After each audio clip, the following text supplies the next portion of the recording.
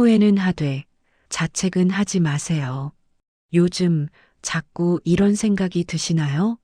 그때 그러지 말걸. 자식한테 좀 더 잘해줄걸. 남편한테, 아내한테 좀 더 다정하게 대할걸. 그때 다른 선택을 했더라면 지금 내 인생이 달라졌을 텐데. 밤에 잠자리에 누우면 과거가 자꾸 떠오릅니다. 젊었을 때 했던 선택들, 하지 못한 일들, 상처 줬던 말들이 마음을 무겁게 누릅니다. 그러다 보면 이런 말이 나올 때도 있습니다. 나는 왜 그랬을까? 나는 정말 못난 사람이야. 다 내 탓이지 뭐. 나이가 들수록 후회가 많아집니다. 오늘은 이런 마음이 들 때 꼭 한번 떠올려 보면 좋은 한 문장을 함께 나누려고 합니다. 후회는 하되 자책은 하지 마세요. 이 말의 진짜 뜻을 어르신의 삶과 연결해서 천천히 풀어보겠습니다. 오늘의 말씀과 지혜가 여러분 마음에 작은 위로가 되길 바랍니다. 끝까지 함께 하시려면 구독과 좋아요 꼭 눌러주세요. 일부 후회와 자책은 다릅니다. 먼저 이 두 단어의 차이부터 생각해 보겠습니다. 후회와 자책, 비슷해 보이지만 사실은 완전히 다른 마음입니다.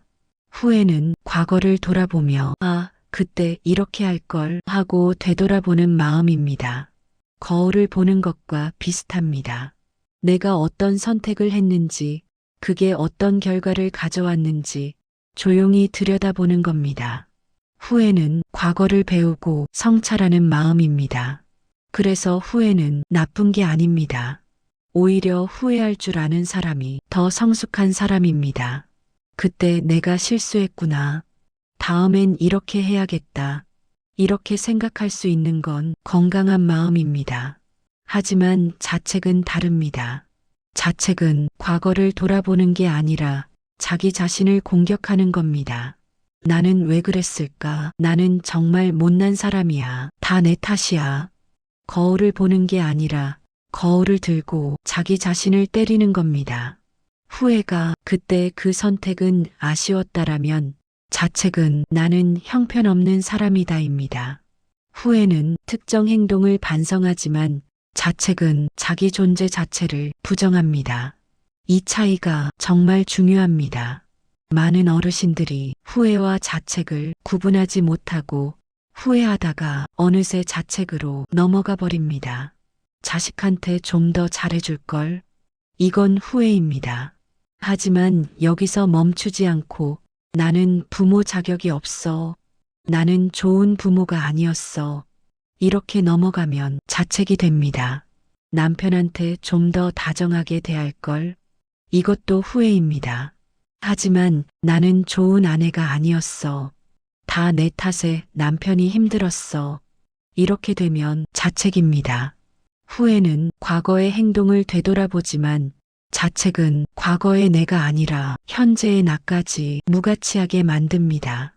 그래서 후회는 해도 되지만 자책은 멈춰야 합니다. 2부 왜 자책을 멈춰야 할까요? 그렇다면 왜 자책을 멈춰야 할까요? 자책이 나쁜 이유는 3가지가 있습니다. 첫 번째, 자책은 아무것도 바꾸지 못합니다. 후회는 앞으로 더 나아지게 만들어줍니다. 그때 그랬으니 다음엔 이렇게 해야겠다. 이런 마음이 생기면 조금씩이라도 변화가 생깁니다. 하지만 자책은 그냥 자리에 주저앉게 만듭니다. 나는 못난 사람이야.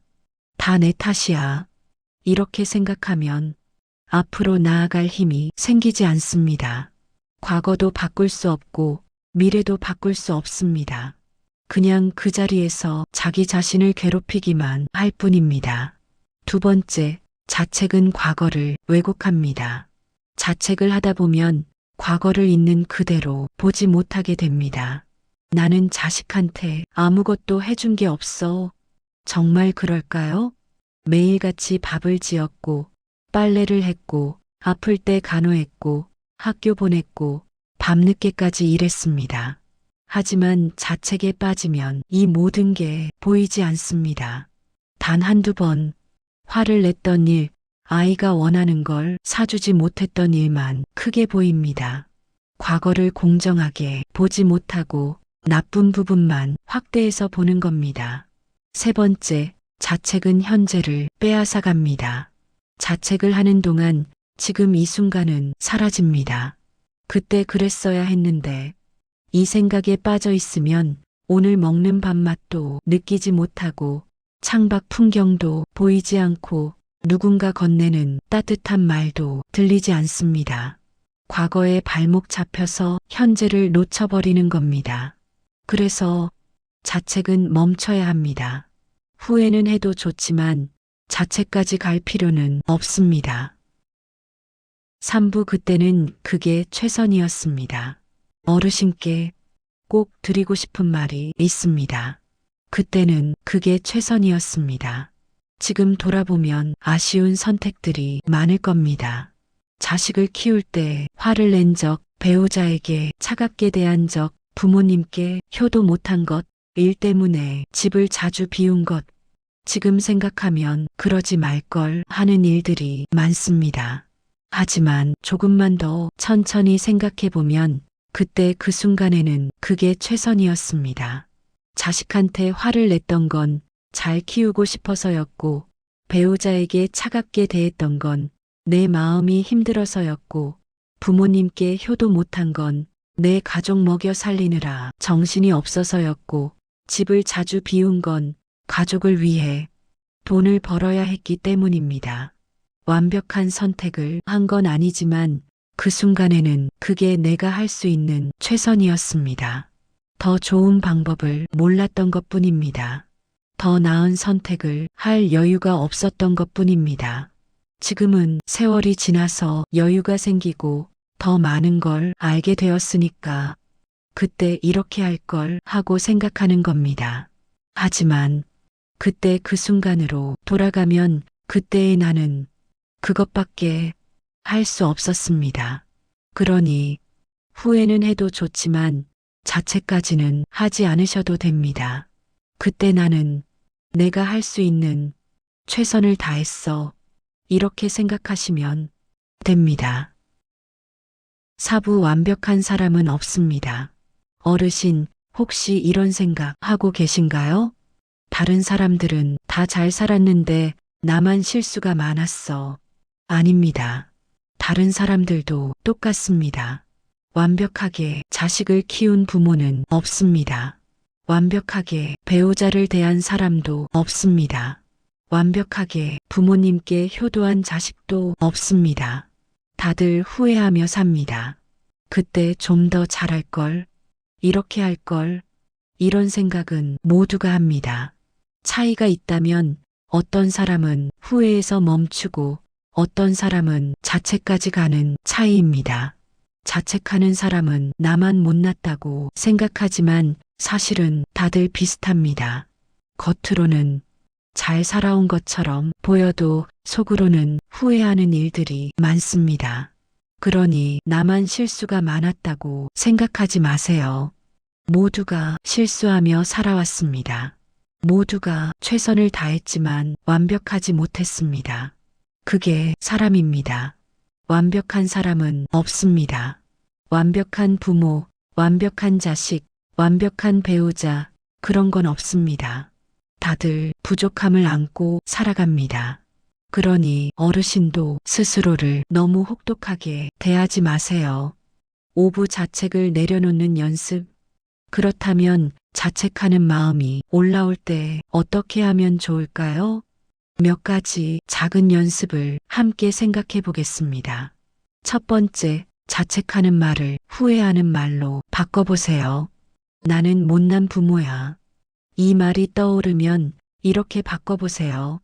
그때 내 선택이 아쉽긴 하지만 나는 최선을 다했어. 나는 형편없는 사람이야.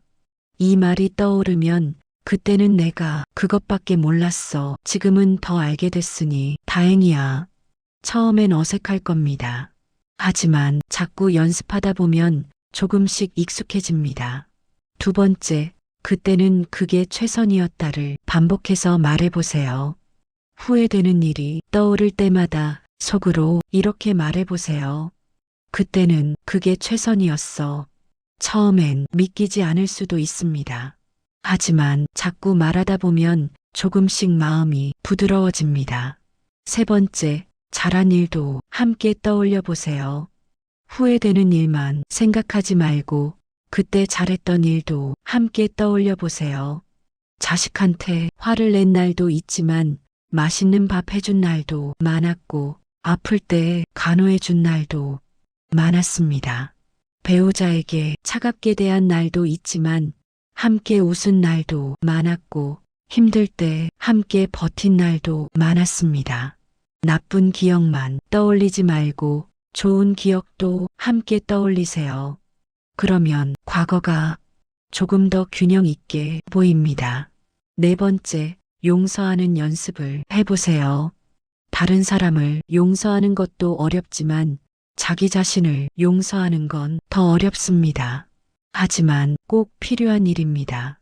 잠들기 전에 이렇게 말해보세요. 그때의 나 수고했어. 완벽하지 못했지만 그래도 최선을 다했어. 이제는 나를 용서할게. 처음엔 눈물이 날 수도 있습니다. 그동안 자신을 너무 혹독하게 대했다는 걸 깨닫게 되니까요. 하지만 그 눈물이 치유의 시작입니다.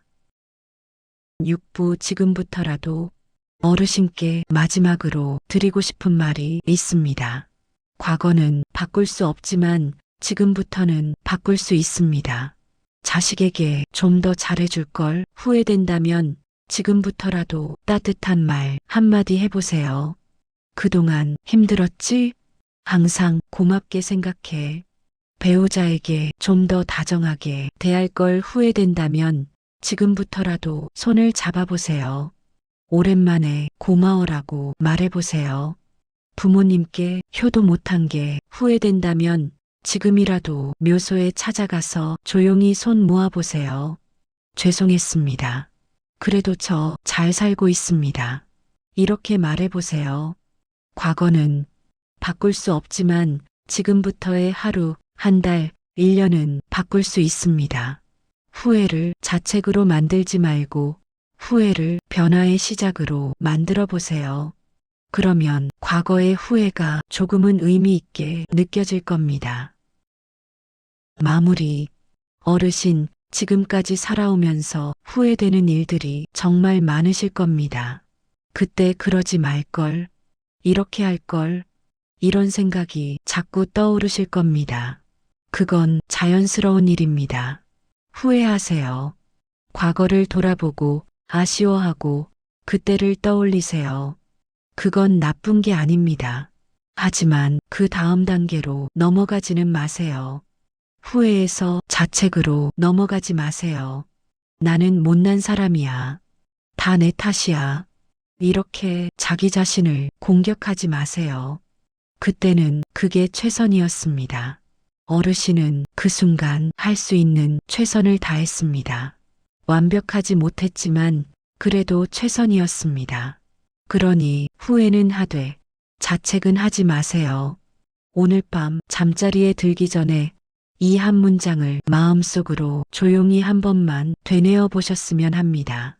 후회는 하되 자책은 하지 않는다. 그리고 그 말 끝에 작게 한 줄을 더 붙여보시면 좋겠습니다.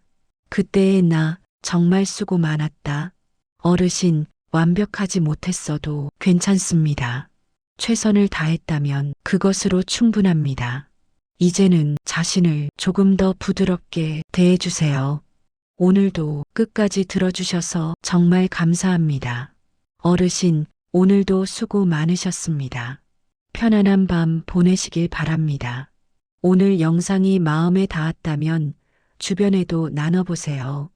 구독과 좋아요로 다음 이야기에서 다시 만나요.